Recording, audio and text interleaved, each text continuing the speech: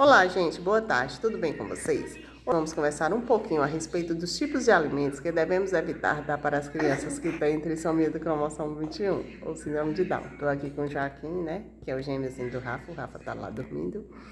Então, eu queria compartilhar com vocês um pouquinho sobre esses tipos de alimentos que a gente deve evitar. Por quê? Porque as crianças que têm trissomia, elas já têm uma facilidade de ganho de peso, certo? Porque elas têm um metabolismo lento e porque elas têm um pouquinho de compulsão alimentar, né? Então, a gente, dependendo da criança, elas têm mais, outras menos. Então, o que a gente tem que fazer? Primeira coisa, a gente tem que evitar os doces e os açúcares. Não só as crianças com síndrome de Down, né? Mas a gente tem que ter muito mais cuidado com elas. Por quê? Porque essas crianças, como elas têm um metabolismo, como esses tipos de alimentos vão ainda diminuir ainda mais o metabolismo, né? Alimentos como refrigerantes, sucos artificiais, chocolates, balas e guloseimas, vai facilitar o ganho de peso dessas crianças, tá bom? Segunda coisa que a gente deve evitar, as farinhas e os ultraprocessados, certo?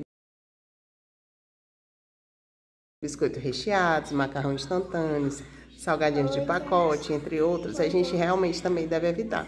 Pelos mesmos motivos, gente, porque facilita o ganho de peso dessas crianças, tá bom?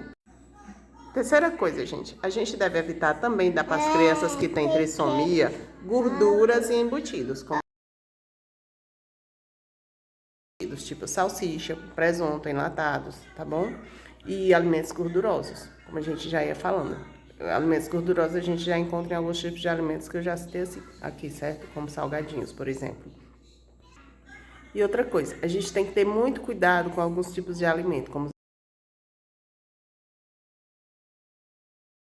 os alimentos que têm leite, certo? E derivados.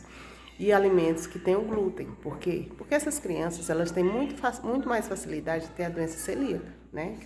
Que é a doença que a criança desenvolve alergia ao glúten, tá bom? Então, tomando todos esses cuidados, essas precauções, a gente vai evitar problemas maiores no futuro para essas crianças, tipo, vamos evitar, por exemplo, fazer com que elas desenvolvam a obesidade, que é muito comum na trissomia do cromossomo 21. Isso ainda mais, e esse processo ainda é mais acelerado pelo fato dessas crianças terem compulsão alimentar. Então, devemos ter muito cuidado com a alimentação. Então, a alimentação das crianças com síndrome de Down deve começar desde cedo, tá bom? Desde as primeiras escolhas que a gente faz dos alimentos que elas comem, certo, gente? E é isso aí.